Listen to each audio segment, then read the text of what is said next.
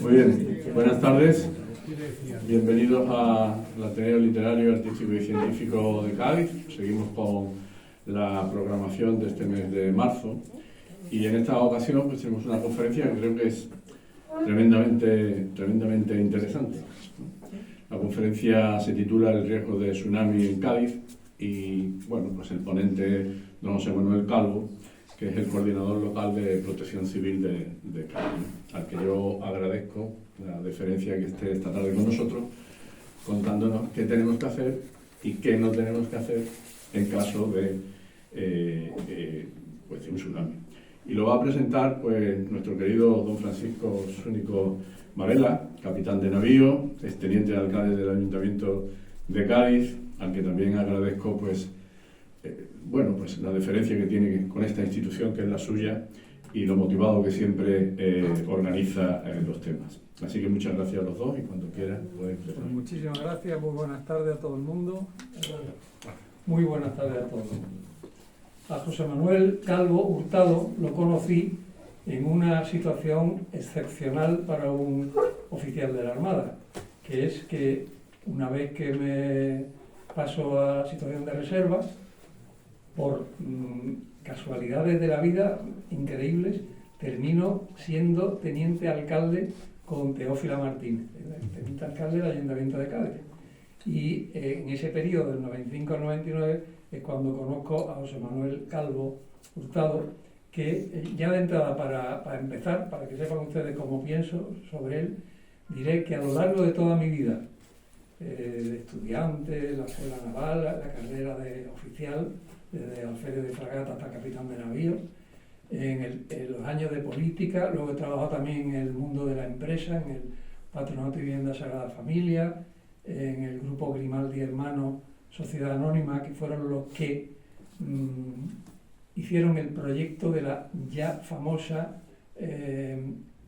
central termosolar de Sanlúcar la Mayor. Esa se diseñó en la ciudad de Cádiz, por los hermanos Grimaldi. Bueno, pues de todo eso ha habido dos personas en mi vida que me han impactado de manera inequívoca y por encima del resto de los mortales, que son la persona con más capacidad de trabajo que he conocido en mi vida ha sido Teófila Martínez.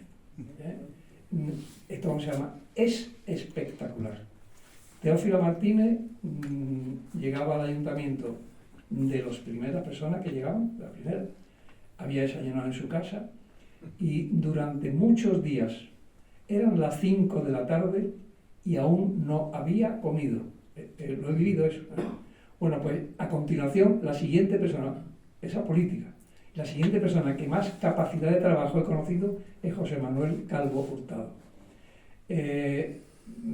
Así como Teófila, es como si le saliera de dentro ideas nuevas, cómo conseguir mejorar esto, ¿no? Sin embargo, el carisma de José Manuel Calvo Hurtado es la perseverancia. Entonces, hubo una época cuando yo supe en el año que había nacido, entrando, buscando y cosas de esas, me descubro que pertenece a la famosa generación X. Algunos lo habrán escuchado, la famosa generación X.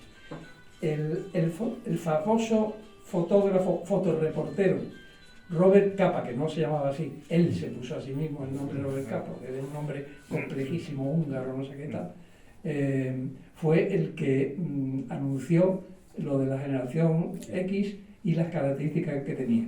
Y, curiosamente, antes incluso de que naciera José Manuel Calvo, pues dijo que los de la generación X eran personas que habían nacido para trabajar. Bien. Y efectivamente, esa perseverancia la he vivido con él, me ha hecho trabajar como responsable político mucho más que el resto de los políticos, excepto Teófila, que ella trabajaba por ella misma. Y luego lo de la perseverancia me produjo un impacto tan grande, esa virtud heroica de la perseverancia, que en un viaje que hice, siento no recordar si era Escocia o Irlanda, en las estaciones de tren antiguas británicas, en la puerta de acceso única de la zona de los billetes y de estancia y tal, al andén de los trenes, suele haber, o solía haber, las muy antiguas, una especie de frase, ¿eh? Muchas de ellas en latín. Y entonces me encuentro, para sorpresa mía, una que al principio no sabía traducir, pero que literalmente ponía persevera Y vencerá. persevera, persevera. Ostras, entonces la escribí y la traducción que es espectacular es persevera, por duro que sea. Es más, precisamente por eso. Y dije, este es José Manuel Calvo. Este es José Manuel Calvo. Tan es así que él, con José María Aparicio Florido y dos más y tal, se pone en marcha en Cádiz el IERD, el Instituto Español para la Reducción de los Desastres. Y entonces me comunican a mí y le digo, mira, si vais a hacer algún escudito o algo que simbolice el IERD, por favor, ponerle como lema el persevera, persevera, persevera. Y me da la impresión de que lo tiene, de que lo tiene. Bueno, pues esto, ¿cómo se llama? Este es José Manuel Calvo. Entonces, algunos detalles de su vida, pues comienza su andadura en Protección Civil en el 88 y en el 96 ya termina siendo coordinador del servicio. Pertenece a la primera promoción de técnico superior de Protección Civil que ofertó el Ministerio del Interior a través de la llamada Escuela Nacional de Protección Civil. El plan de emergencia municipal, con alguna ayuda de algunos que está aquí presente, pues lo redacta él fundamentalmente, ¿no? Y ha también redactado numerosos planes específicos, como el de contingencia del litoral, el de salvamento y seguridad de la playa, planes de autoprotección para muchísimos sitios, ¿eh? Y para muchas circunstancias, como por ejemplo carnavales, los fuegos artificiales, la regata, la Semana Santa, que también ha colaborado nuestro doctor, ¿eh? Colaboró con el Defensor del Pueblo Andaluz en la redacción de 2 informes especiales, uno sobre la situación de la protección civil en Andalucía y otro sobre los planes de autoprotección escolar, que son importantísimos, más que nada por la semilla que dejan en los chavales. Y ha impartido clases en diversos másteres de la Facultad de Medicina de Cádiz y otros títulos propios de la Universidad de Cádiz. Actualmente está inmerso en el Plan de Actuación Local ante el Riesgo de Maremotos. Y fue socio fundador y presidente de la Asociación de Técnicos de Protección Civil de Andalucía y también socio fundador, como he dicho, del famoso IERD, Instituto Español para la Reducción de los Desastres. Esto es lo más importante de reunir, pero señores, yo creo que José Manuel Calvo Hurtado igual perseverancia. Muchas gracias.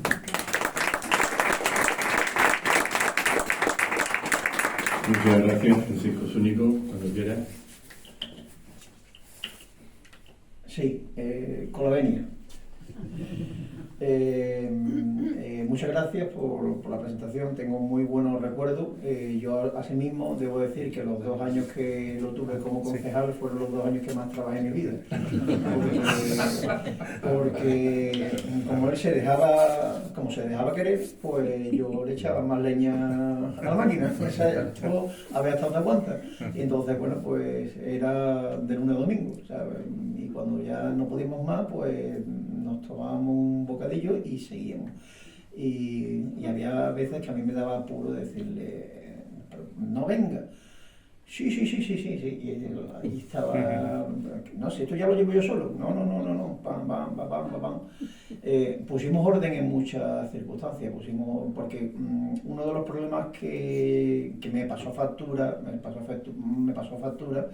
y grave, es que cuando él se fue, yo había dejado durante su estancia con él, había dejado entrever muchas carencias y muchas vergüenzas habían salido a la luz de muchas personas que se habían dedicado a tocarse el ombligo.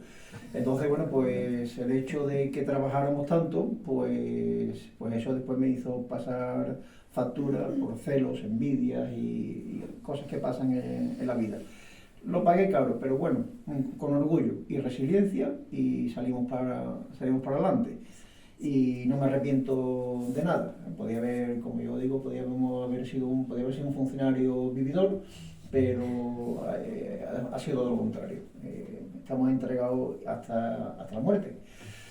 Bueno, hablar de maremotos en estos momentos, evidentemente, no tiene nada que ver con lo que hemos denominado efecto Valencia. Ahora Valencia le ha puesto las orejitas de punta a mucha gente, porque se han dado cuenta de que los planes no están hechos, de que hay planes que están redactados en Valencia, hay planes que están redactados con normas derogadas, o sea que ni se las han leído la norma, ¿sabes? Son cosas que cuando nosotros empezamos a ver bueno, esto de qué va, ¿no? Y claro, el copia-pega es muy traicionero, es bueno, oye, copiar y pegar es bueno, pero hay que leer lo que se copia y lo que se pega para saber que estamos en la línea correcta.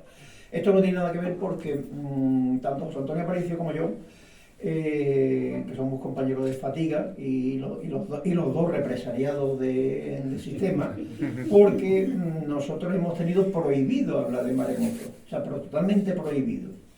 Entonces, afortunadamente hemos pasado del epígrafe de los terraplanistas y los echadores de cartas a ser ahora ya gente legal. Ahora ya tenemos reconocimientos con decretos y que nos respaldan y todo eso. Ahora la gente está preocupada por el tema, estamos recibiendo verdaderamente apoyo, que antes no lo teníamos. Hemos soportado muchas risas, y en el de los maremotos, jajajaja. Entonces, para nosotros, para adelante, camino firme, siempre. Entonces, en esta historia, cabe decir que cuando el maremoto del Índico, hace que ahora cumple 20 años, ha cumplido 20 años,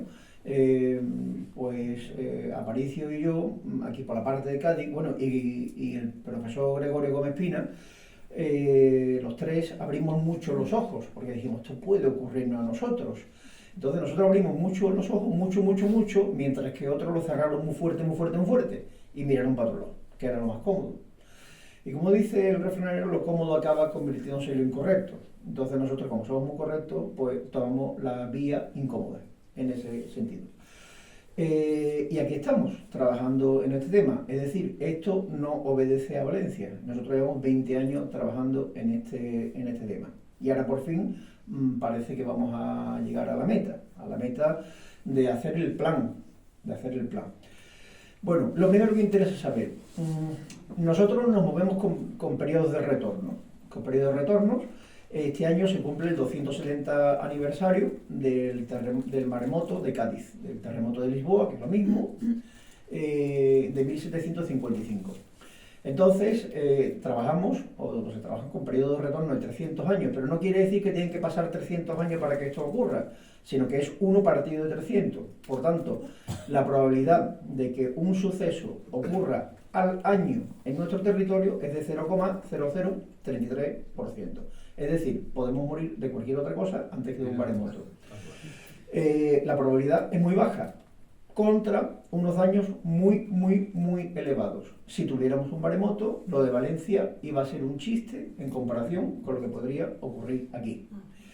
No es una emergencia estacional, como sí ha sido la de Valencia, es decir, Valencia pues ha sido algo propio de otoño-primavera, otoño-invierno-primavera, que es la época del año donde tenemos mayores lluvias.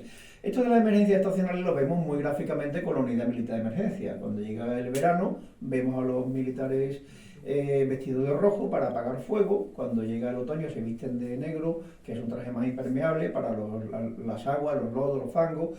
Y cuando llega la Navidad, pues ponen los quitanieves, porque ya tienen que quitar nieves. Esas son emergencias estacionales. Esto no ocurre con las emergencias de carácter sísmico, pueden ocurrir cualquier día del año y a cualquier hora. Tenemos que saber que contra toda alarma que pretendemos, que se están poniendo de moda, que el es alert, que la consejera no sabía que existía, a pesar que ya no sé cuántos años tal. Pues claro, la gente no hace su trabajo, no hace su tarea. Bueno, pues todo esto, ¿qué pasa? Que a los que somos de la vieja guardia, pues todo lo que está soportado por el 3G, 4G, 5G nos da miedo. ¿Por qué? Porque la informática se cae en el momento más inoportuno. Pero tenemos una tranquilidad de aviso, y es que antes de un maremoto vamos a tener un terremoto sentido. Se nos va a mover la silla, garantizado, se nos va a mover la silla. Después de este terremoto, aquí pues puede haber un maremoto o no.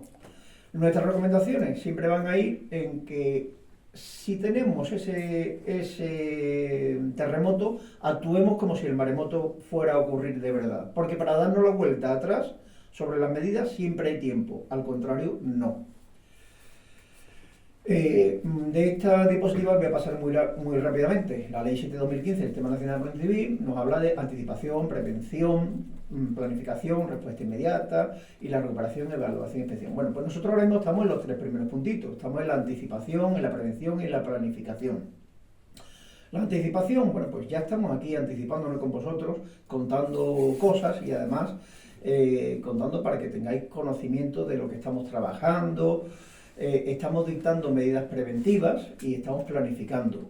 Hay una serie de circunstancias que tendremos que trabajar y que llevamos muchos años, como por ejemplo, nos preocupa mucho el sistema eléctrico del Hospital Puerta del Mar, que está en un sótano, y que el generador eléctrico pues no es submarino. Entonces, no navega, no es submarino, hay que protegerlo. Porque de todos los edificios públicos interesantes que hay, pues la verdad que la jefatura de la policía local se anegue, que el cuartel de la Guardia Civil se anegue, que el parque de los bomberos se anegue, a nosotros nos da igual, en este sentido, en dado lo peor. Porque lo que tenemos que tener en cuenta es que los recursos posibles se suban a tierra alta, arriba, a pura tierra. Si los edificios estos se estropean, pues ya lo arreglaremos, ya se arreglarán. Pero el hospital no podemos permitirnos que el hospital se quede sin electricidad. Y ahora mismo, bueno, pues llevamos años y años diciendo cuáles son las soluciones, que a la postre es mucho más barato que el acero inoxidable que se gastan en las barandillas y en los carteles anunciadores, mucho más barato la medida. Pero lo cierto es que el acero inoxidable es muy bonito y lo que nosotros decimos no se ve y no se vende. Esto es como el anuncio de la mermelada, aquella de la vieja fábrica, no sé si os acordáis, que decía, aquí no hay foto, aquí hay fruta. Bueno, pues aquí hay fruta, aquí hay un tomate muy gordo, al que hay que meterle mano. Y nos cuesta y nos sigue costando. Pero nosotros, cada vez que haya un director nuevo, y algunos nos hará caso, esperemos que no sea demasiado tarde. La secuencia de una catástrofe es más larga que esta diapositiva, pero yo la voy a resumir en 3 puntos. Lo primero, anticipación. Aquí estamos, conociendo lo que hay que hacer, qué estamos trabajando, qué va a ocurrir, qué puede pasar. Momento cero, que es el impacto, el terremoto y la posible ola. Y después la resiliencia. La resiliencia es un factor que inventaron los físicos para determinar las cualidades de un material que una vez deformado por sí solo toma su estado original, es decir, la pelotita de plástico que uno aprieta, suelta y vuelve a su estado normal. A ese efecto físico se le llama resiliencia. Después los psicólogos lo adoptaron como la capacidad de una persona que al tener un mazazo, puede ser un divorcio, viudedad, pérdida de un hijo, despido, cualquier cosa, pues la capacidad de volver otra vez a ser persona normal. A ser persona normal con una terapia, con ayuda, lo que sea.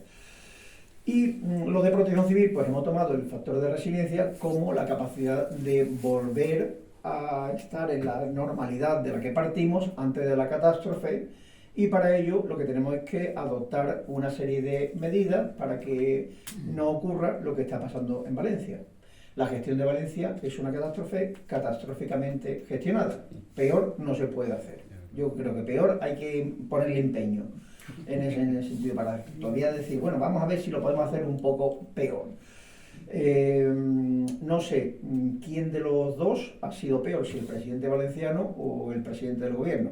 Vamos, está la cosa ahí, está ahí en la balanza de quién lo hizo peor.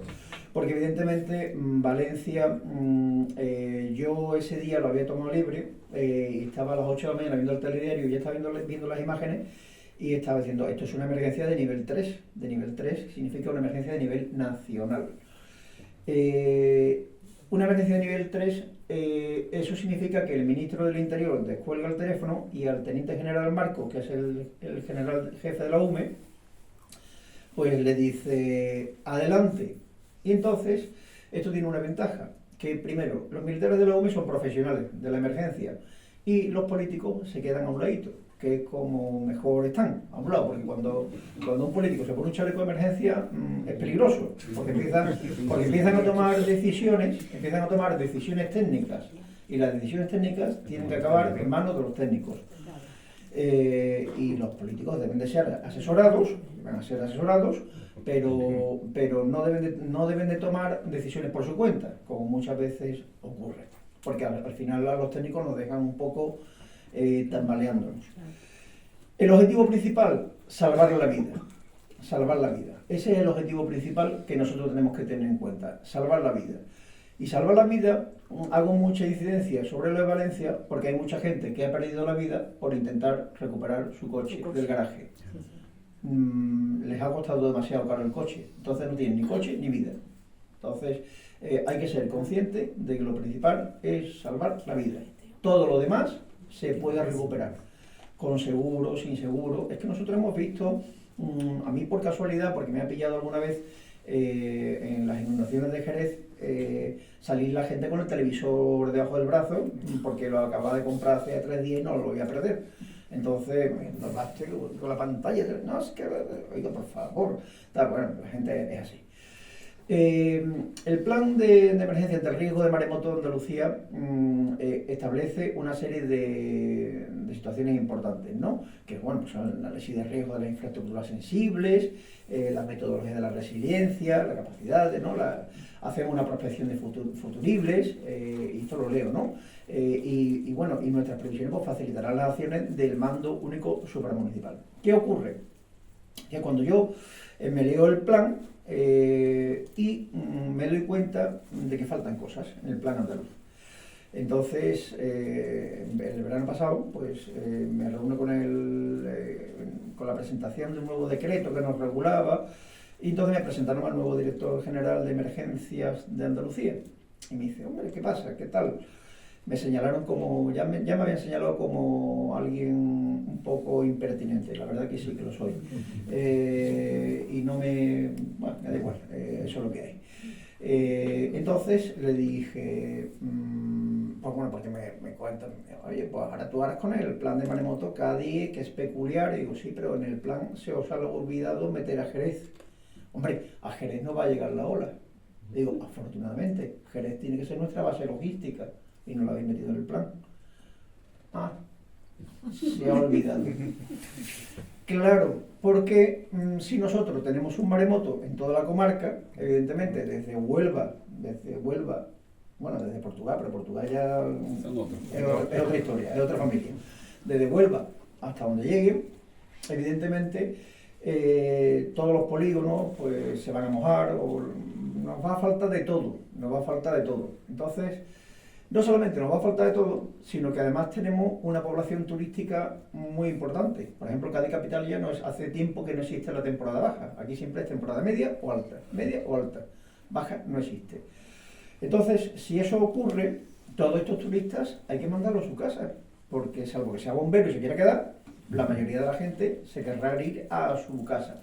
¿Se ha venido en tren? No se puede ir en tren porque la vía férrea está estropeada.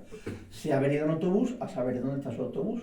Y si ha venido en coche propio o alquilado, estará embarrado, evidentemente. Entonces tenemos que abrir líneas y tenemos que mandar a la gente a Jerez, a la estación de trenes de Jerez si son nacionales, y al aeropuerto si son internacionales. Pero ya eso no es decisión del Ayuntamiento de Cádiz, ni mía. Es una decisión supramunicipal, pero no está. Entonces yo digo que me la tienen que poner, porque me tienen que arreglar ese tema, porque yo ese pastel no me lo puedo comer solito, en ese sentido. Entonces, eso yo no puedo darle órdenes a AENA, ni a Renfe, ni a DIF, ni a Iberia, ni a nada. Eso tiene que venir de más arriba y tiene que estar en el plan. Porque lo que no está en el plan se presta a improvisación. Y lo que se presta a improvisación, pues a veces sale bien, con suerte, es una primitiva, o a veces sale peor. Y en esa andamos. Después, en esa prospección de Futurible, ¿qué nos dimos cuenta? Analizando y pensando, porque nosotros estamos todo el día, nosotros somos la gente de Protección Civil y los bomberos, somos gente rara, porque nosotros vamos hacia donde la gente huye. Donde la gente huye, ahí vamos nosotros a meter los dedos, a meter la cabeza. Entonces vamos siempre contracorriente. Catastrofistas, nos llaman de todo, ¿no? En ese sentido, pero bueno, es igual, lo tenemos asumido. Nos dimos cuenta y reuní al staff técnico de Eléctrica de Cádiz y al staff de Endesa, provincia de Cádiz, o zona de Cádiz y Sevilla, creo que era. Y entonces, claro, les comenté, si viene un maremoto, las dos estaciones primarias de electricidad que tenemos en nuestra ciudad, la que viene de los Puntales famosos, que entra en la base militar de la Armada en Puntales, y el otro centro de transformación que viene el cable desde San Fernando, uno está a cota 0 y otro está a cota -1, está en una zona deprimida, sobre el Atlántico. Y el agua y la electricidad, pues como que no se llevan muy bien. Entonces, si el agua entra en un centro de transformación, revienta. Si un centro revienta, esto no es ir al Leroy Merlin a comprar un fusible, esto es algo más serio. Si un centro revienta, evidentemente construir un centro nuevo puede ser 3 meses, como mínimo, en el mejor de los casos. Tengamos en cuenta que este tipo de emergencia, a no ser local, sino que es una emergencia que va a afectar desde Huelva hasta donde llegue, puede ocurrir en más de un centro de transformación, no solamente el de Cádiz. Y entonces pues le comenté a estos señores de Eléctrica de Cádiz y de Endesa, sería bueno que, igual que cuando estáis en las extinciones forestales, ordenáis a Endesa, el jefe de extinción forestal, a Endesa o a Red Eléctrica, córtame esta línea que voy a mandar un avión a echar agua y no quiero que el avión se me quede electrocutado, pues sería ideal tener un protocolo establecido donde después del terremoto, a los 5 o 10 minutos, se corte la electricidad. Y me dice, la primera respuesta dice, nos vamos a quedar sin luz en Cádiz. Y digo, sin luz nos vamos a quedar de todas formas. Sí o sí. Sí o sí. La diferencia es que un centro de transformación pues tiene una serie de bobinados, una serie de aparatajos, tal. Tiene un aparatito que es el que garantiza la estabilidad del funcionamiento. Ese aparatito tiene una batería, evidentemente ese aparatito no podemos quitar la electricidad, por tanto ese aparatito se va a ir al traste. Pero es un aparatito que fabrica ABB, una empresa importante en materia eléctrica, que podemos traer en un avión, evidentemente, al aeropuerto de Jerez, que tiene que estar activado. Pero el resto de todo el centro de transformación, que es grande, podemos perfectamente, si no ha explotado, porque le hemos quitado la electricidad, pueden entrar los operarios con sus máquinas Crasher de agua a presión, quitar todo el barro, toda la porquería, después metemos aire a 400 grados, que hay unas máquinas que no echan aire a 400 grados, con lo cual se elimina toda la gotita de humedad que quede. Se hacen las comprobaciones oportunas de que no están cortos, se pone el aparatito ese que se ha estropeado, lo ponemos nuevo, y la diferencia está entre recuperar en 10 días o 3 meses. Yo creo que merece la pena pensarlo, ¿no? Pues a eso le llamamos resiliencia, a la capacidad de regenerarnos lo antes posible. Y hay que pensar en todas esas cosas, O sea, no dejar como diciendo, bueno, pues si entra el agua, pues ya veremos qué hacemos, no. Todo tiene que estar escrito, ajustado, preparado y sabido, porque Yo cuando me han citado últimamente, ya no me citan, me citaban antes en el Comité de Seguridad y Salud, pero ya como les di una conferencia, ya no me citan para no escucharme. Entonces, ya de una de las frases, muchas, pues yo como hablábamos antes, los planes de autoprotección de los edificios públicos, yo sí, los redactamos, pero yo como soy de la vieja escuela, me gusta imprimirlo y encuadernarlo. ¿Por qué? Porque sé que ahí no va a entrar ningún virus. Ahí lo único que puede entrar es que se quemen o se mojen, pero no va a entrar ningún virus. Entonces me gusta a mí tenerlo en papel. Y me a esa reunión del Comité de Seguridad y Salud, pues me colé porque me pedían, ¿qué pasa con los planes de autoprotección de los edificios de ayuntamiento? Hombre, ¿qué pasa? Aquí están todos los planes, 50 planes. El problema es que los directores de los centros no se preocupan de implantarlos. Digo, yo no puedo implantarlos, porque yo ya no voy a venir aquí ya con la varita dando porrazos. Y entonces pues dije, es que me siento como un escritor de novelas de las malas, porque esto no se lo lee nadie. Me harto de redactar para nada, porque después nadie le hace caso, hasta que pase algo. Cuando pasa algo, el abogado de turno se lee el plan de canto, se lo lee por todos lados, por todos lados. Es una anécdota. Y otra graciosa que tengo es que de un edificio que sí tenía que tenerlo forzosamente, ese plan, pues me llamó y me dice un día que nos están haciendo una OCA. Una OCA es una inspección por un órgano de control externo. José Manuel, y me están pidiendo el plan de autoprotección y no lo tenemos. Digo, no es que no lo tengas, es que no lo encuentras, porque te lo di hace 14 años. Lo que pasa es que a saber dónde lo habrás metido. Claro, el plan de autoprotección tiene que estar a la entrada del edificio, en un armario que dice uso exclusivo de bomberos. Y entonces cuando hay gente que pregunta, dice, bueno, pero uso exclusivo de bomberos, ¿es que ahora los bomberos se van a poner a estudiar el plan en medio de un incendio? No, pero van a tirar de los planos, para saber cómo está el edificio constituido y planificar la estrategia de actuación. Una vez que, mientras que los bomberos van metiendo mangueras, el mando dice, pues tira por aquí, tira por allí, esta zona es más delicada, tal, y entonces tiran de los planos. Como todos los planes llevan el mismo guión, pues si necesita información sabe que en el capítulo 3 está el análisis de riesgo, que en el capítulo 5 tiene los medios y tal, ¿no? Entonces para eso sirven los planes. No me han llamado más. Entonces, bueno, pues ellos se lo ven, en ese análisis de puntos críticos, pues tenemos que tener la siguiente trazabilidad. Lo primero, la sensibilidad y el grado de importancia y prioridad. ¿A qué edificio? No es lo mismo, como he dicho antes, el hospital que la Comandancia de Guardia Civil. ¿Por qué? Porque la Comandancia de Guardia Civil se puede evacuar. Hay una lista que estamos poniendo en el plan, ¿no? No solamente los vehículos, sino una lista bastante grande. Máquinas de limpieza, grúas, los autobuses, todo lo que sea posible hay que subirle un alto. Eso ya no es autoprotección, eso es un plan de contingencia. Es decir, el que está trabajando con esa máquina, el que está trabajando con ese autobús, el que está de guardia con ese camión de bomberos, si le tiembla el suelo, tiene que coger y llevarlo a la altura.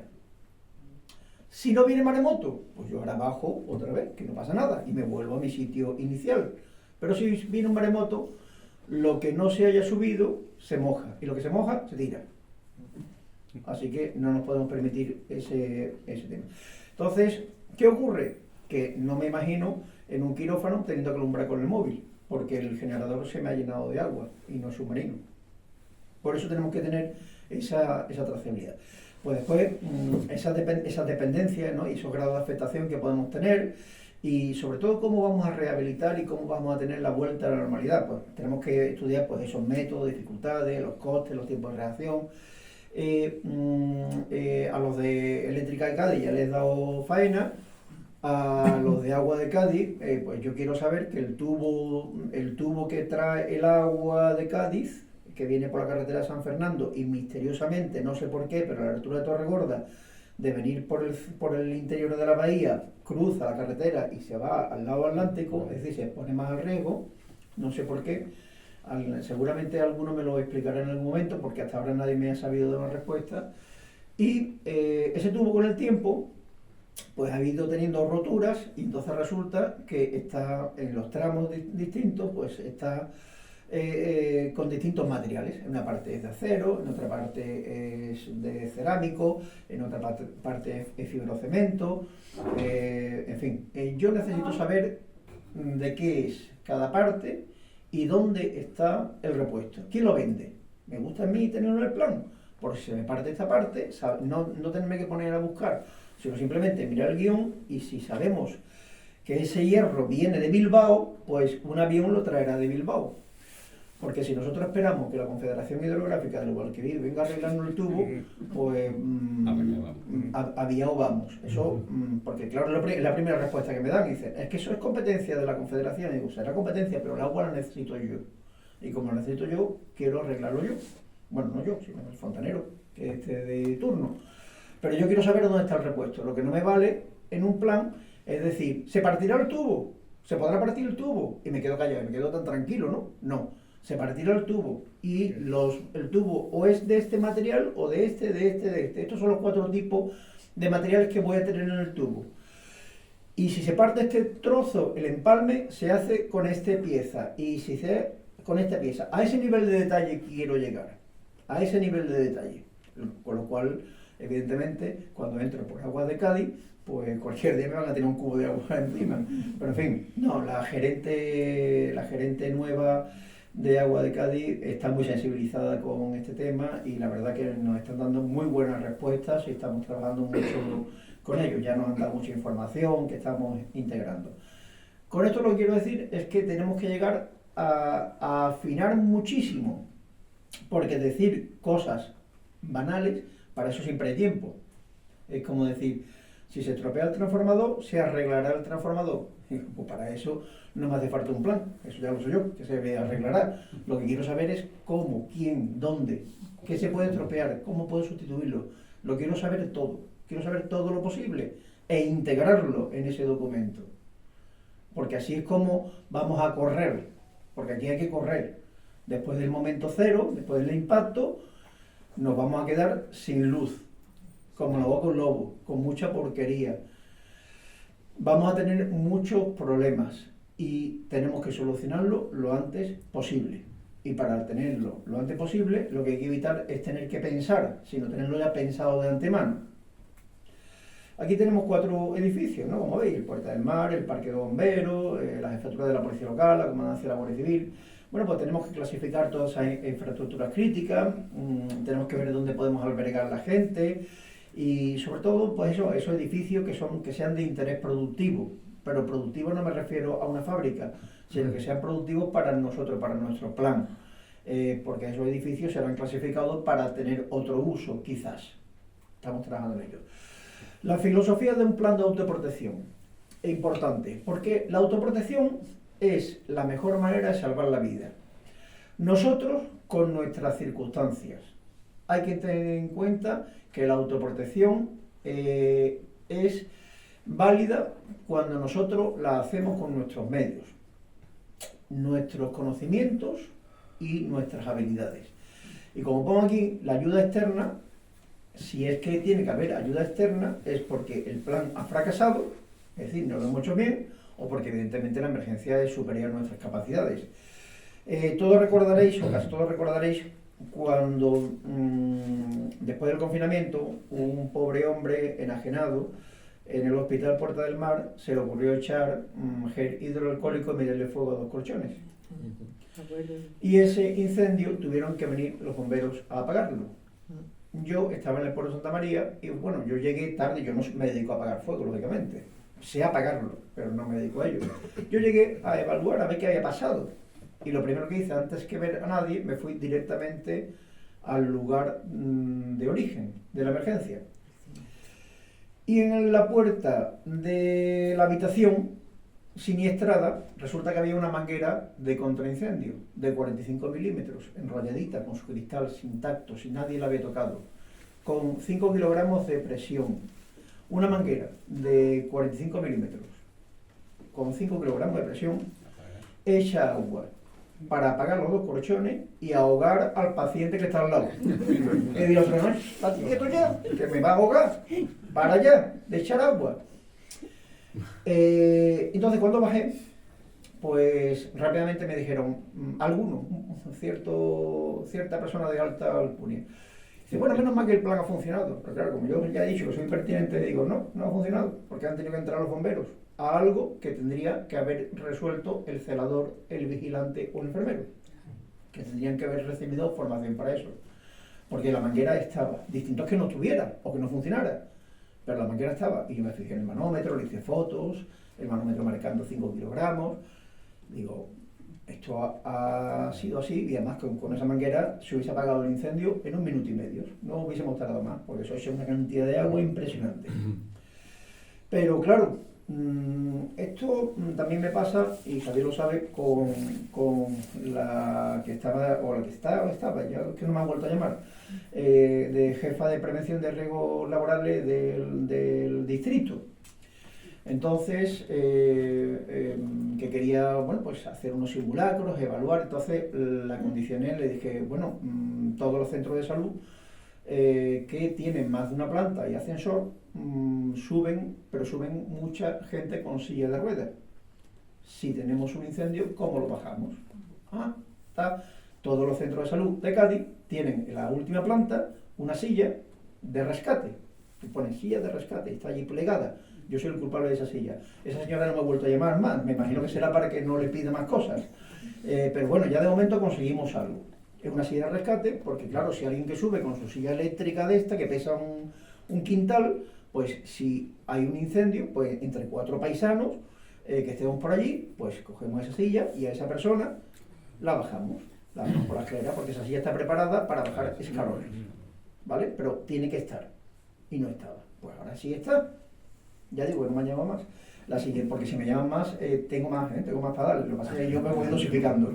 Me voy dosificando porque si no, creo, como decía un amigo mío, dice, vas a ser el primer funcionario de protección civil que va a aparecer en una cuneta. A este paso. Cuando hablamos de autoprotección como herramienta para salvar la vida, tenemos que pensar en, y esto es patente nuestra, Esto no viene en el boletín oficial ni nada, esto no lo hemos inventado nosotros. Pensando, ¿qué puede pasar? Bueno, pues es importante saber dónde nos puede ocurrir la emergencia, es decir, escenarios posibles. Nos puede ocurrir en nuestra vivienda, en el centro educativo de nuestros hijos o nietos, en el centro de trabajo o en lugar de ocio. Lugar de ocio es un cajón desastre, es decir, lugar de ocio es el gimnasio, la playa, el supermercado, la farmacia, el bar, este local, en este caso, ocio cultural.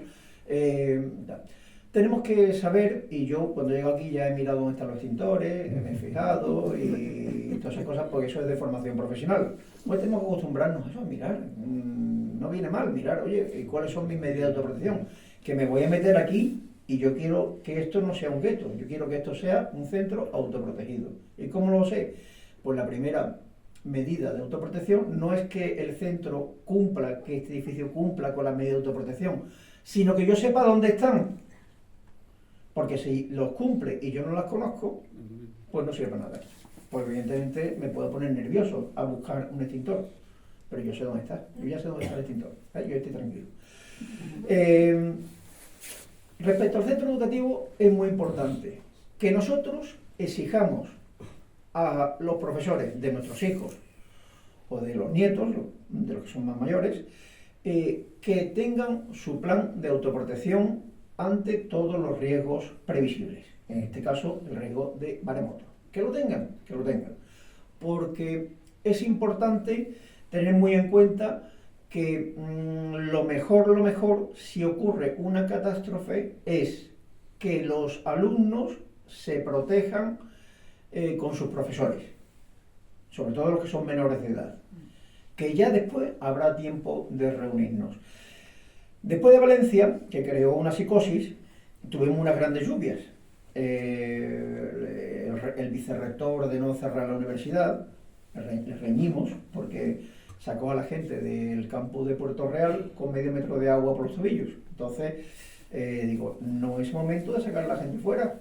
Si está cayendo la mundial, deja a la gente dentro, que cuando el alcantarillado que se ha saturado haga su trabajo, pues ya habrá tiempo de marchar. Vimos imágenes dantescas en Jerez, de sacando niños de los colegios con agua por la cintura. Oiga, ¿qué está usted haciendo? Es que está creando sobre un problema, lo está usted agravando. Los niños donde mejor están es donde sus profesores han aprendido a protegerlos. Porque para eso, un servidor, gratuitamente, está yendo colegio por colegio, instituto por instituto, reuniéndome con los claustros de profesores, explicándoles cuáles son sus responsabilidades, cuál es la operativa que tienen que tomar y qué tienen que decirle a los alumnos. Que son cuatro cosas simplemente. Y qué tienen que hacer. Entonces, tenemos que trabajar en esa línea. Y que no nos entre la psicosis de querer ir en medio de una catástrofe a por nuestros niños o nuestros nietos. Porque lo que estamos haciendo es meternos en la boca del lobo, directamente. Cada uno se protege donde esté. Tarea que os mando ya, tarea que os sugiero. Cada uno de los que estáis aquí pertenecéis a un núcleo familiar, o a lo mejor no es un núcleo familiar, vive solo, pero tiene un vecino, tiene otra persona. Acordad, esta misma noche, no esperéis más tiempo, por si acaso, un lugar de reunión. Es importante, los móviles se van a caer, no van a funcionar, van a estar saturados, igual que en Navidad, de cuando queremos mandar las felicitaciones, que no llega. Acordar un punto de reunión, porque eso nos va a facilitar a los servicios de emergencia muchísimo trabajo. Es decir, si estamos dispersos porque la emergencia ha ocurrido a las 12 de la mañana y papá está trabajando en un sitio, mamá está trabajando en otro sitio, tenemos 3 niños, uno está en primaria, otro está en el instituto y a lo mejor el tercero está en la universidad, y el abuelo está haciendo sus labores de agente de bolsa o lo que sea, pues estamos cada uno por un lado. Ocurre una emergencia, pues decimos, bueno, pues si esto ocurre, nos vamos a encontrar en la casa de la abuela, que es donde mejor se come, nos vamos a encontrar en el bar de Paco, nos vamos a encontrar cada uno que decida su sitio de encuentro, pero que cada miembro de la familia sepa que el sitio de encuentro es ese. Porque pretender comunicar para decir, ¿dónde estás? ¿Dónde voy? Eso va a ser muy difícil o imposible. No es tan difícil la tarea que os he pedido. No es tan difícil. Poner un punto de encuentro, ¿vale? E incluso si queréis, 2. Si este falla, 2. No me pongáis de punto de encuentro un sitio que sea en una zona inundable. Ponedlo en una zona a salvaguarda, ¿vale? Tenemos que tener en cuenta y repito, que la autoprotección es lo que salva la vida. No podemos pretender que las administraciones públicas, los servicios de emergencia, nos salven la vida en el momento de una catástrofe. Los servicios de emergencia vendrán después. Y está claro que una catástrofe va a generar muertos. Lo sabemos. Lo que tenemos que intentar es no estar en la lista. Yo deseo que ninguno de ustedes esté en la lista. Y para eso estáis aquí, para que yo os cuente las 4 cosas que tenemos que hacer. Esto es un pequeño esquema que hemos presentado. Bueno, pues el plan RIMAR, o PALMA, hay quien le quiere llamar PALMA como plan de maremoto, y yo le he llamado plan de riesgo de maremoto. Bueno, pues mira, pues PALMA tiene unos procedimientos generales, tiene unos planes de contingencia, tiene un análisis de riesgo, los procedimientos generales de las cosas que hay que hacer, la contingencia, por lo que ya he comentado, ¿no? El que conduce el autobús tiene que ir para este sitio, el que hace este otro tiene que hacer esta otra cuestión, este tiene que cortar la electricidad, todas esas cosas. Pero en este círculo rojo, en el círculo azul que veis, me centro en la autoprotección y la autoprotección escolar. Porque la norma nos dice, con buen criterio, que las personas más sensibles, que son los más pequeños y los más mayores, les debemos de prestar mayor atención. Los niños en el COVID nos dieron una lección impresionante. Entonces, los niños protegen a los mayores en muchas ocasiones, porque no nos dejan. Ellos aprenden y van a piñón fijo. Tengan en cuenta que un niño no tiene que pensar en hipoteca, un niño no tiene que pensar en pagar la factura de la luz, tiene su cerebro preparado para la novedad, y la novedad la lleva a rajatabla. y eso viene muy bien. Nos queremos centrar en autoprotección escolar y que debajo hay otros planes de protección, pero nos queremos centrar aquí porque los horarios lectivos y en los días laborables que hay, pues son muchas las horas de exposición al riesgo. Por eso me estamos dando mucha caña en temas de autoprotección escolar. Ahora os contaré más cosas. La anticipación, pues la anticipación es, yo tengo mi plan de autoprotección y lo implanto. Implantarlo es recibir formación, saber qué función tengo, si tengo función, y después hacer un simulacro. Los simulacros tienen que servir para medir, en principio para medir si lo que hemos planificado sirve o no sirve. Y entonces, si sirve y lo consolidamos, pues eso nos va a dar bastante beneficio sobre esa resiliencia que buscamos. La eficacia de la autoprotección, bueno, pues me manejo donde esté o lo más cerca posible. Si porque claro, aquí hay mucha gente que dice, yo vivo en un sexto. ¿Y a usted quién le ha dicho que le va a pillar la catástrofe en su casa? Le puede pillar en la playa o en el supermercado, en cualquier lado. Entonces hay que tener pensamiento de protegerse donde uno esté, en ese sentido. Subir, si estamos en zona inundable, como puede ser el barrio de la Laguna, toda esa zona, Cortadura, pues subir a un tercer o un cuarto piso. ¿De qué piso? Bueno, pues tener presente, primero, que si vamos a tener un terremoto, mientras dura el temblor, no salgo, si estoy dentro. Y si estoy fuera, no entro, porque los cascotes de los edificios, las cornisas, son los elementos que mayor número de víctimas nos causan. Una vez que ha ocurrido el temblor y que ha cesado, si estoy fuera, observo los edificios, y si estoy dentro, salgo para mirar el edificio. Como no tenemos arquitectos para todo el mundo, en ese momento me tengo que guiar por dos indicadores muy básicos. Si el edificio está un poco doblado, es decir, que parte de la cimentación ha cedido, pues lo descarto. O si tiene grietas donde puedo meter hasta el brazo, lo descarto. Si no, tengo que tener en cuenta que, bueno, porque es un edificio potencialmente seguro y nunca tendré el 100% de garantía, pero es la mayor garantía que podemos tener en ese momento, en una catástrofe. Y subir un tercer cuarto piso, dependiendo de la altura, si es mejor el cuarto que el tercero. La reunificación familiar, que es importante, y sobre todo evito utilizar el teléfono para pedir auxilio si no es extremadamente necesario. En la autoprotección escolar, esta foto es muy bonita. Hemos estudiado reunir a los alumnos y a los profesores en 3 sitios concretos. 3. ¿Por qué? Porque un profesor tiene a su cargo muchos alumnos y muchos de ellos son muy pequeñitos. Aquí vemos la foto donde nuestro alcalde se quedó maravillado cuando vio esta foto. Dijo, ¿pero esto qué es? ¿Uno grande con uno chico? Digo, pues esto es protección civil. No es otra cosa, es protección civil. Es decir, ver cuál es el problema y cuál es la solución que podemos darle. Porque uno de los grandotes que veis ahí son de sexto de primaria, y los pequeñitos pues son de primero o segundo de primaria. ¿Qué pasa? Que uno de sexto puede coger incluso en brazos a uno de primaria, de chiquitito, y llevárselo camino arriba, hasta un lugar. En nuestro plan recogerá para los niños, que los colegios que están periféricos al estadio se suban al estadio. Que sí, que el bajo del estadio se va a inundar, no me pasa nada. A las gradas para arriba. A las gradas para arriba hemos hecho un ejercicio, se ha llegado en tiempo y forma, y después ya saldremos por el bulevar que va a la avenida, evidentemente, cuando se dé la autorización, cuando se diga ahora. Porque entre el momento cero, porque de esto nos hemos encontrado padres reaccionarios, ¿no? O negacionistas. Pero ¿para qué lo va a llevar al estadio si en el instituto nuestro tiene la altura adecuada? Sí, pero allí estáis solos. Aquí, en nuestro plan, contempla, como es autoprotección escolar, horario laboral, contempla el plan que, por ejemplo, en el estadio, pues médicos y enfermeros del Centro de Salud de La Laguna, con unas mochilas que habrá que habilitarle, que todavía no están, pues acudirán al estadio, y entonces serán ellos los que harán el triaje, la clasificación, y van a ser ellos los que van a hablar con 061 para determinar quién se evacúa y quién no, y quién se va a atender o quién puede atender allí.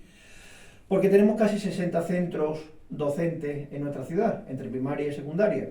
Y si de esos 60, con que 7, 8, 9 en una catástrofe pidan auxilio, pues ya estamos saturados. Si estamos saturados hoy en día, con la vida normal, cuanto más si tenemos una emergencia. Si lo agrupamos, todos esos colegios ahí, Después otro montón de colegios, todo lo que está en la costa y la parte de la bahía, de la barriada de La Paz y eso, lo agrupamos en los antiguos cuarteles, que ya el suelo está a 10 metros sobre el nivel del mar, es decir, no hay que subirlo a ningún edificio, ya en el suelo está ahí. Y el resto del casco antiguo lo llevamos a la Plaza San Antonio, Calle Ancha, Plaza San Francisco, Mina, toda esta altura. Pues si lo llevamos a todos ahí, teniendo en cuenta que tenemos 30 minutos para reaccionar en el peor de los casos, es decir, puede haber más minutos, pero vamos a jugar con la parte más desfavorable. No solamente los tenemos todos agrupados, sino que a cada grupo va un médico y un enfermero como mínimo, de su centro de salud de referencia. Yo he medido con mi mochila, una mochila cargada, y del centro de salud de la Barriada de La Paz, el que tiene un servicio de urgencia, caminando hasta los antiguos cuarteles, he tardado 7 minutos, andando a un buen ritmo, claro, se supone que soy una persona que tengo una capacidad de andar. Y de esa forma, porque si no lo hacemos así, corremos el riesgo de que haya multitud de llamadas pidiendo que yo me he partido un brazo, que yo me he doblado un tobillo. Ya, ahora ¿dónde mandamos la ambulancia? Porque vamos a mandar las ambulancias que tengamos, que van a ser pocas, y puede que el cuarto aviso sea un infarto. Y para ese ya no tenemos ambulancia, se muere. Entonces lo que se trata es de clasificar. Y para clasificar tenemos que juntar. En el centro de salud, en el colegio María Valle, que es el antiguo Carlos Arribe, que está en los cuarteles, nuestro plan contempla un albergue en el pabellón, crear un albergue para los niños que no sean recogidos. ¿Por qué? Porque puede haber niños que sus padres estén fuera de la ciudad y no puedan volver en un tiempo prudencial. O porque sus padres sean médicos, enfermeros, policía, bomberos, o lo que sea. O hayan muerto, o estén heridos. Entonces, en ese centro se habilitaría un albergue, ese es nuestro plan, y lo estamos preparando, para que se queden ahí protegidos hasta o que vengan a ser recogidos por algún familiar, o que servicios sociales se hagan cargo de ello. Ese albergue tiene que funcionar con garantías hasta 3 días. Ese es nuestro plan. Importante, no desplazarse a recoger a los hijos, ya lo hemos dicho, ¿no? Los profesores cuidarán de ellos, se habilitará el albergue de los alumnos, que es lo que vamos a comentar, y un equipo sanitario, esto ya que lo he dicho antes, me he adelantado a la diapositiva, se incorporará al lugar más próximo. Cádiz, inundable, la parte más verde, la parte más alta, la parte menos verde, 7, 8 metros, la parte naranja, chungo, y la parte roja, submarina. Podéis ver ahí el barrio de la Laguna, lo veis ahí en el barrio de la Laguna, que además tiene una peculiaridad y es que está rodeado de zona naranja, es decir, que es una laguna, que ese agua habría que bombearla. Vale, aquí está la laguna, ¿vale? Este es el barrio de la Laguna. Entonces el agua que caiga aquí se va a quedar ahí. ¿Qué nos preocupa a nosotros? Pues nos preocupa muchas cosas. Entre los escenarios posibles, y voy a ir terminando, la valoración interna de impacto. O sea, cada servicio público con sus capacidades. Hay una reorganización, hay un nuevo orden. Es decir, lo que no ha ocurrido con Valencia. O sea, a mí, sinceramente, me ha indignado mucho en Valencia que los policías y los bomberos fueran voluntarios. Cuando tenemos una ley, que es la ley 481, de estado de alarma, excepción y todo eso, que se hubiese declarado, junto con el nivel 3, y hubiese dicho, esa ley en su articulado, hubiese dicho, a ver, todos los parques de bomberos que tengan más de 100 bomberos, el 25% para Valencia. Todas las jefaturas de policía local que tengan más de 100 policías, el 25% para Valencia. Entonces dice, es que mi cuadrante es, yo trabajo un día y libro 3, bueno, pues ahora no va a librar. Y cuando terminemos, pues ya le compensaremos y le demos vacaciones, ya le pagaremos, yo qué sé. Pero de momento, todo el mundo activado. Lo que no es lógico que la brigada de bomberos, primero que salió de Cádiz, tuviera que llevarse la comida en una fiambrera como si fuera de camping. Y encima, compartirla, porque había gente que llevaba 2 días sin comer. Eso no puede ser. Esa es la diferencia de si hubiésemos declarado la emergencia nivel 3, que el general Marco coge y llama a su plana mayor y desembarca para allá. Entonces, José Andrés no tiene que ir con la olla, el cocinero, no tiene que ir con la olla, sino van las cocinas del ejército, que funcionan a gasoil. Y esas cocinas, en cuestión de horas, están haciendo guiso de papa con carne para todo Dios. Allí nadie pasa hambre y se cuadricula todo. Y se moviliza la Guardia Civil y se corta todo el paso y tal. Y no vemos a los policías nacionales barriendo. ¿Qué hace un policía nacional? Barriendo. No, no es esa solución, es otra. Y todo así bien ordenado. Y sobre todo, una cosa que me da mucha rabia es que todo el mundo se ha dedicado a pedir dinero. Dinero para Valencia. Pero vamos a ver, Valencia no es España. ¿No estamos en el G20? ¿O Valencia pertenece al Cuerno de África? Y esto es una misión. ¿Qué hacemos pidiendo dinero? Si es que el Estado tiene capacidad para llamar a Mercadona, Macro, Carrefour, Día, el otro, y decir, esta es la lista de la compra, envíenlo para allá en palete. Y póngalo allí. Mañana. O si puede ser esta tarde. Vámonos, venga, funcionando, rápido. Y ya le pagaremos. Ya se pagará. Esa priorización a nosotros nos preocupa, sobre todo, que hay que zonificar, que es lo que nos ha hecho en Valencia, y cada uno, yo me voy para este, hay que zonificar, y sobre todo dividir en zonas, y clasificar, nosotros lo estamos haciendo, y sobre todo intentar resolver todo lo que se pueda por nosotros mismos, intentar resolver lo que se pueda, no querer depender siempre de la administración. Y después elaborar equipos mixtos, es decir, parte de la administración y parte de la población, para ir resolviendo en ese sentido. Esa resiliencia al que me refiero, que es esa sinergia entre los servicios públicos y la ciudadanía, tiene que estar organizada. Y esta organización la haremos con más conferencias, con más formación en ese sentido. Y sobre todo valorar, pues si los ciudadanos pueden operar solos sin ayuda, pues según qué cosas, ¿no? Y rehabilitar, pues todos los servicios esenciales, tenemos que empezar a trabajar en ese tema. Hay que tener en cuenta que vamos a tener problemas con los suministros eléctricos, que vamos a tener problemas con el abastecimiento de aguas potables, con la evacuación de las aguas residuales. Aquí me paro, porque las aguas residuales hay que bombearlas con electricidad. Y no sé si os acordáis de esa teoría de los vasos comunicantes. ¿Y qué pasa? Que si la gente sigue haciendo pipí y popó en el 7º piso y empieza a apretar, la parte de abajo rebosa. Si no, evacúo. Y entonces empezamos a tener problemas víricos. Se ha apagado. Se apaga la pantalla. Ya empezamos. A ver, La premonición. Ya empezamos aquí.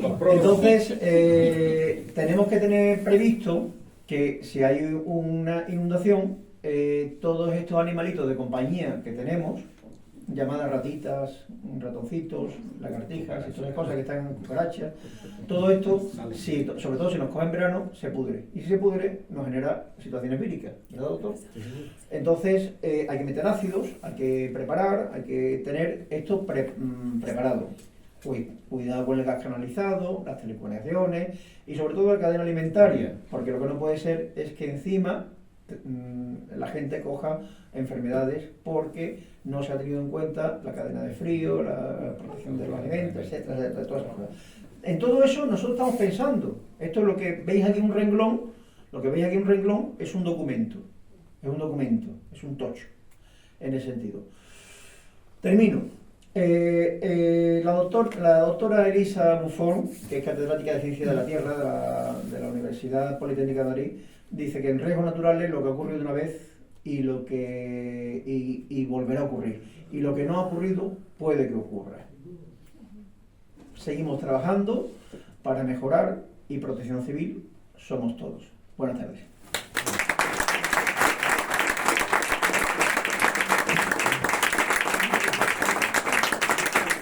¿Alguna pregunta? Pues muchas gracias, José Manuel. Ahora abrimos un pequeño turno de preguntas o aclaraciones. Primero agradecer todo lo que tenemos. Estamos todos arrugados, supongo, porque yo estoy arrugado ya.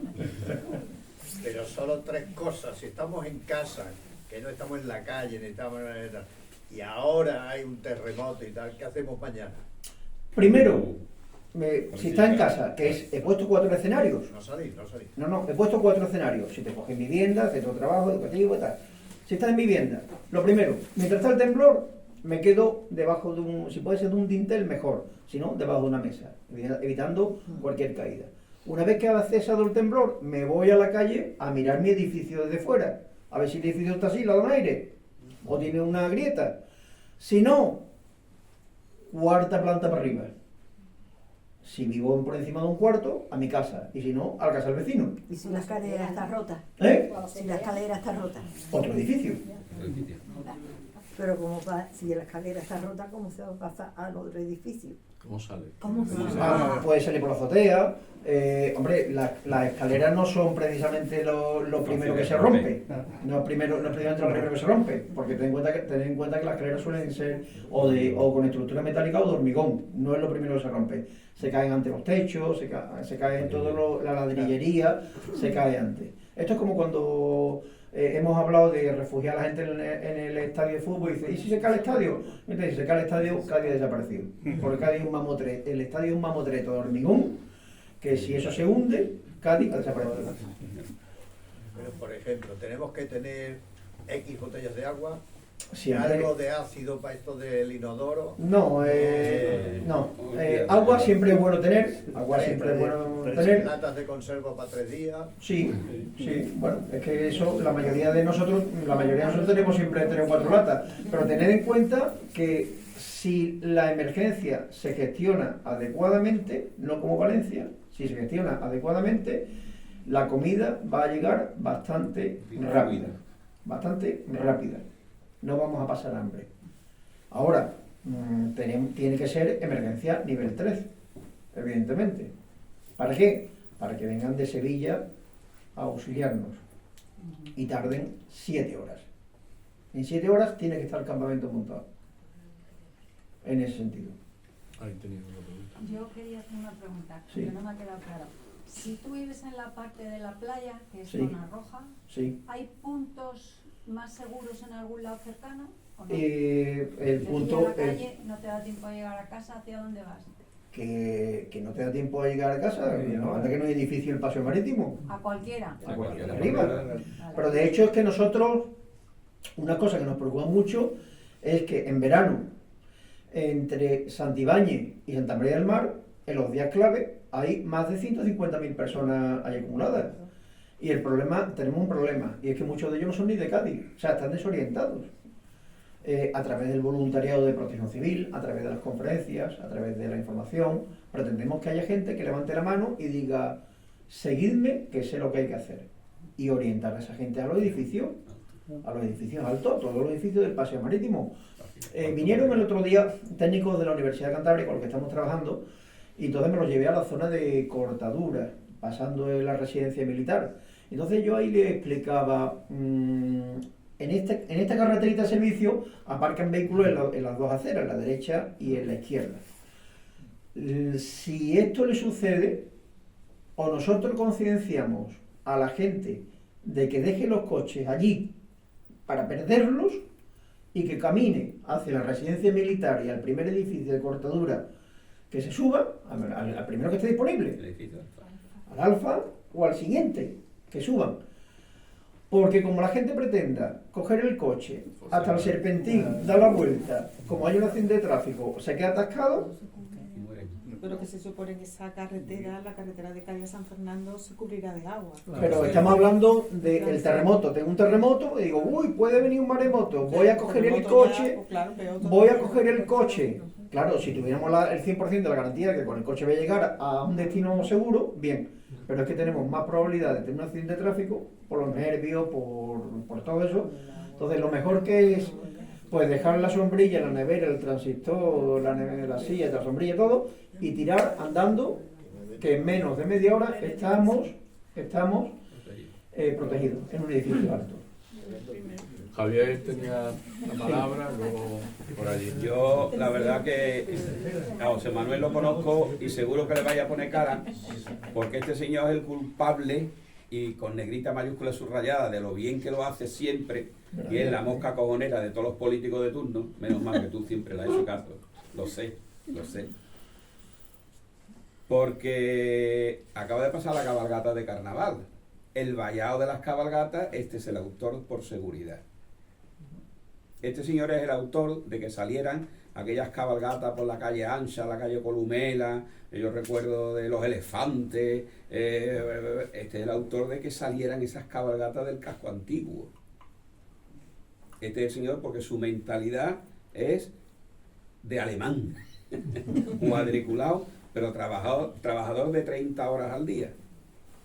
Y es eso lo que las administraciones no le siguen haciendo caso.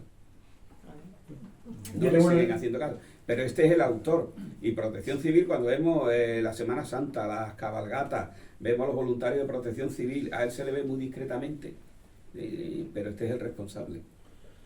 A mí y es el que nos salvará. Mi compañero, bueno, yo lo que pretendo es poner las piezas en su sitio y cada una encaje sola, como un Tetris, que encaja sola, porque yo igual no estoy aquí el día, vamos, de hecho mañana me voy para Huelva hasta el domingo. No me puedo quedar 24 horas. Entonces, evidentemente hay una anécdota, Javier, que mi compañero del técnico de fiesta, estábamos tomando una cerveza y me coge así el hombro y dice, la diferencia entre Calvo y yo es que yo cobro para que la gente se divierta y él para dar por culo. Y yo digo, así, y digo, no, yo cobro para que tú no vayas a la cárcel. Así es. ¿Había alguna...? Bueno, en primer lugar, agradecer al Ateneo que organice una conferencia como esta, tan interesante. Entiendo que tendría que haber muchas más. La verdad. No me queda claro, después de todo lo que he hablado, si el plan de emergencia ante un maremoto está redactado y se puede publicar. No me queda claro. No, estamos redactándolo. Llevamos 20 años trabajando y todavía no está redactado. Bueno, porque nosotros hemos estado trabajando en la clandestinidad. Entonces, tened en cuenta que con todo mi respeto hacia la religión, en una ponencia que tuvimos en la Escuela Nacional de Protección Civil, con el director general en primera fila, que en esa época era un general de brigada, Juan Díaz Cruz, uno de los mejores directores generales que hemos tenido, después de Pilar Bravo Castell, que ha sido la mejor, sin ningún género de duda. Pues yo era el primer ponente de la tarde, que era la parte operativa, y por la mañana había sido todo geología pura. Pero el último ponente de la mañana se cayó, y yo, que era el primero de la tarde, pasé a la mañana. Y entonces, mi primera diapositiva, bueno, pues el título, ¿no? La planificación, la necesidad de planificación, tal. Entonces, toda la mañana me había llevado toda la mañana y escuchando el maremoto de Cádiz, el maremoto de Cádiz, el maremoto de Cádiz, el maremoto de Cádiz. Entonces dije, bueno, ya hemos escuchado que en Cádiz va a haber un maremoto. Digo, yo soy el de Cádiz. Y yo soy el que me voy a mojar los pies. Entonces le doy a la primera diapositiva y era una foto del diario de Cádiz del cura de La Palma bendiciendo las aguas. Digo, tenemos dos opciones. Hacemos un plan, pero necesitamos una directiva, o se lo encomendamos al cura. Ustedes verán qué hacemos. Se lió parda, obviamente. Claro, porque no había normativa. Entonces yo le decía, vamos a ver, y el director general me miraba cariñosamente. Entonces le decía, ustedes no sé, es que no sabéis que yo mañana cuando vaya a Cádiz y me encuentro a doña Teófila, que tiene un montón de problemas, que si el paro, la vivienda, los sindicatos, el presupuesto, no sé cuánto, y yo voy y le hablo de maremoto, me va a mirar raro. Es que esto me recuerda a una acción. Había un mando de la Policía Local de Algeciras que salió en Canal Sur diciendo que había ovnis. Y entonces a él lo destinaron a Protección Civil. Y yo, que estoy en Protección Civil, no sabía dónde me iban a destinar. Me crea cierta incertidumbre. Entonces ahí es donde yo decía, necesitamos un decreto. El decreto ha tardado 10 años, en salir el decreto, 10 años. Lo guisaron a fuego lento. Pero es que después del decreto nacional, el de la Junta de Andalucía, ha tardado 8 años más en salir. También a fuego lento, fue muy lento todo muy lento. Entonces, claro, nosotros hemos trabajado mucho, hemos investigado mucho, pero claro, no teníamos un guión por el que seguir. Evidentemente, ¿qué es lo que pasa? Que cuando sale el plan de la Junta de Andalucía, tenemos la capacidad de decirle, esto está mal, esto está mal, le falta esto, esto, esto y esto, porque ya lo teníamos, pero a una simple lectura. El plan tiene que estar listo en julio. Ese es mi compromiso con la ciudad y con el alcalde. Sí, de este año. Y el alcalde tiene una navaja muy afilada que si no está en julio la va a usar. Así que por la cuenta que me trae, el plan está en julio. Quería hacer una sugerencia. Sí. A mí me parece muy bien todo lo que sea acciones para sensibilizar a la gente acerca de un posible maremoto. Me parece extraordinario. Hay una cosa, no sé si depende de usted, pero yo cada vez que voy en el autobús y veo un anuncio de si hay un maremoto, haga usted Dios. Eso está muy bien, pero de luego quien lo ha hecho no tiene idea de lo que es la comunicación. Porque ya me lo han dicho, porque tardan un poco tiempo, no da tiempo a leerlo. Ya me lo han dicho. Eso es un experimento. Eso es un experimento. Es un experimento. A mí lo que hace es inquietarme. No consigo leerlo en el tiempo que... Pero es que lo que tiene que hacer es leer un cuadrito en cada parada. Un cuadrito en cada parada. Entonces, sería mejor un cuadrito en cada pantalla. Es decir, sí, pero la publicidad cuesta dinero. Nosotros eso lo hemos metido gratis, de tacón, de cañote, y entonces hasta ahí nos han permitido. Es un experimento. Es un experimento. Toda esa información va a llegar a todo el mundo en diferentes formatos, diferentes modos y tal. Esto ha sido simplemente un experimento que hemos querido hacer. Pues yo les sugiero que hagan lo mismo que hace la Clínica de la Salud. Es que se paga. Bueno, es un tema que merece la pena gastar unos cuartos para informar a la gente. Ahí hemos tocado. Y nada, Claro. Es que claro, tenemos que convencer a nuestro equipo de gobierno que es más importante invertir aquí que no en otras cosas. Bueno, pues desgraciadamente tenemos ya que cerrar el acto. Muchas gracias a José Manuel, muchas gracias también a Francisco y muchas gracias a todos por vuestra presencia. Y bueno, yo creo que en la ciudad de Cádiz, pues bueno, es un lujo que sea José Manuel el coordinador del local de protección civil. Esperemos que no llegue nunca el momento, pero que si llega a él no le pase nada y esté al mando de todo operativo. También les invito a seguir acudiendo a nuestra cita. Mañana tenemos a Diego López Garrido, que fue catedrático emérito de Derecho Constitucional y también fue secretario de Estado para la Unión Europea, ¿no? Es decir, todo un primer espada que nos hablará sobre los desafíos de Europa ante la era Trump. Así que quedan emplazados también si quieren para mañana. Muy bien, muchas gracias a todos y por supuesto a José Manuel.